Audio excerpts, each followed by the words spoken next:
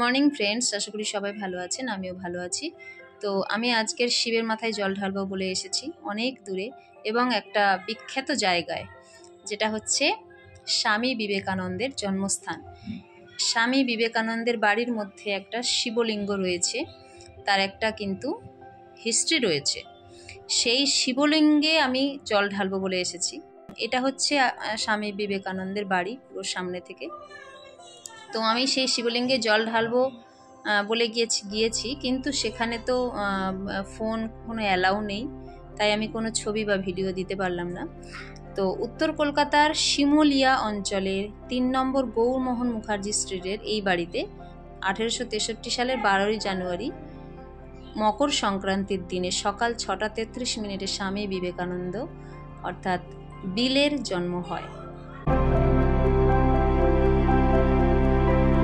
কথিত আছে স্বামী বিবেকানন্দের মা তার জন্মের জন্য বাবা ভোলা মহেশ্বরের কাছে প্রার্থনা করেছিলেন এবং বাড়িতে একটা শিবলিঙ্গ স্থাপন করেছিলেন। তো তারপরে স্বামী বিবেকানন্দের জন্ম হয় এবং স্বামী বিবেকানন্দ অর্থাৎ বিলে ছোটবেলায় প্রচণ্ড দস্যিপনা করত। তো তার জন্য তার মা যখন দেখতেন যে তার ছেলে প্রচণ্ড দস্যিপনা করছে, থামানো যাচ্ছে না, তখন তিনি ওই শিবলিঙ্গে জল ঢালতেন এবং তারপর আস্তে আস্তে বিলে শান্ত হতো, এটা কথিত আছে। তো যাই হোক, আজ আমি খুব গর্বিত যে এই রকম একটা জায়গায় স্বামী বিবেকানন্দের মা, যেখানে জল ঢেলে স্বামী বিবেকানন্দকে শান্ত করতেন, সেই শিবলিঙ্গের মাথায় আমি জল ঢালতে পেরেছি বলে।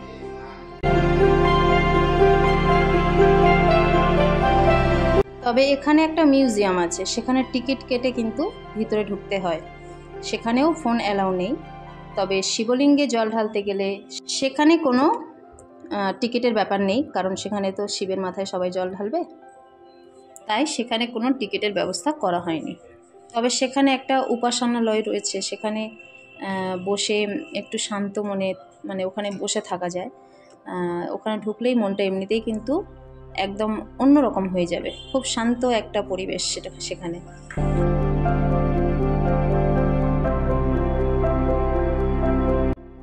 এখন আমি বলি কেন আমি হঠাৎ অতদূর গিয়েছিলাম শিবের মাথায় জল ঢালতে। এখানে তো অনেক মন্দির রয়েছে, তো যা কারণ হচ্ছে আমার ছেলের একটা প্রোগ্রাম ছিল ওখানকার একটা স্কুলে। তো স্কুলের আমি নামটা বলতে চাইছি না এখন। তো সেখানে গিয়েছিলাম বলেই ওখানে কাছাকাছি ছিল স্বামী বিবেকানন্দের বাসস্থান, জন্মস্থান। তো সেই সুযোগটা আমার কাছে মানে একটা বড় পাওনা হয়ে দাঁড়ালো। তো সেখানে গিয়ে আমি আমার হাজব্যান্ডের সাথে গিয়ে আমি জল ঢেলে এলাম। তো ভীষণ প্রাউড ফিল হচ্ছে আমার। তো সেটা আমি আপনাদেরকে বোঝাতে পারবো না, এতটাই ভালো লাগছে।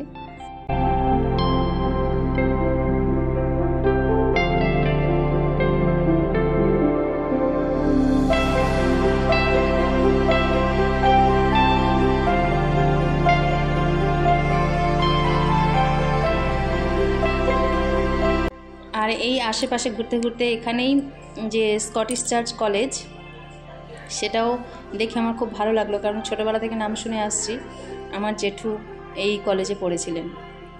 সেই কলেজটা আজকে দেখতে পেরে খুব মানে খুশি লাগছে আমার আর কি। বিশাল বড় এরিয়া জুড়ে স্কটিশ চার্চ কলেজ। তো যাই হোক, এবার বাড়ি ফেরার সময় হলো। আমরা আজকে ট্রামে যাব বলেই ভেবেছি।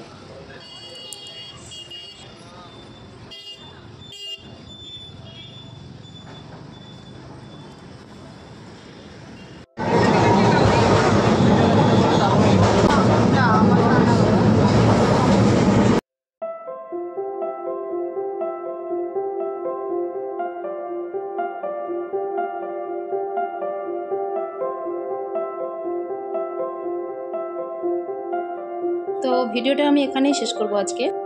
ভিডিওটা কেমন লেগেছে আমাকে কিন্তু অবশ্যই জানাবেন। আর সবাই ভালো থাকবেন, সুস্থ থাকবেন। আর যারা এখনও আমার চ্যানেলটা সাবস্ক্রাইব করেননি, তারা প্লিজ সাবস্ক্রাইব করে দেবেন আর আমার সাথে থাকবেন। আবার দেখা হবে পরের ভিডিওতে। তো আজকের মতো টাটা।